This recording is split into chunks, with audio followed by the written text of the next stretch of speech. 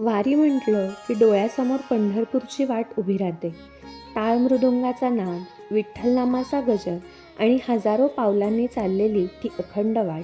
खांद्यावर पालखी, ओठांवर विठ्ठलनाम आणि डोळ्यात विठ्ठलाचं दर्शन घ्यायची आस. पण मनात एक प्रश्न उभा राहतो, वारी ही फक्त पंढरपूरचीच असते का? प्रत्येक माणूस आपल्या आयुष्यात एक वारी करत असतो. कोणाच्या खांद्यावर जबाबदाऱ्यांची पालखी असते, कोणाच्या मनात स्वप्नांची. पण चालत राहणं मात्र सगळ्यांचंच सुरू असतं. आई सकाळपासून संध्याकाळपर्यंत संपूर्ण घरासाठी धावत असते. तिच्या थकलेल्या पावलांनाही एक पंढरपूर असतंच की.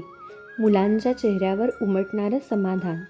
शिक्षक आयुष्यभर विद्यार्थ्यांच्या आयुष्यात प्रकाश पसरवत असतो. त्यांचं पंढरपूर असतं एखाद्या विद्यार्थ्याचं यश. शेतकरी उन्हात, पावसात, वाऱ्यात, मातीशी झुंज देत राहतो. त्याचं पंढरपूर असतं हिरवं पिकलेलं शेत. डॉक्टर रात्रंदिवस रुग्णांच्या वेदनांशी झुंज देत उभा असतो. त्याचं पंढरपूर असतं मृत्यूच्या सावलीतून परत आलेल्या रुग्णाच्या डोळ्यात उमटलेली जगण्याची आशा. आणि लेखकही एक वारी करत असतोच की.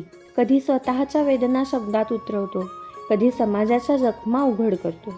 त्याचं पंढरपूर असतं एखाद्या वाचकाच्या डोळ्यात किंवा मनात जागा झालेला नवा विचार. जगण्यातही असंच असतं. कधी परिस्थिती थकवते, कधी आपल्याला समजून घेणारी लोकं कमी पडतात, कधी स्वप्न खूप दूर वाटतात.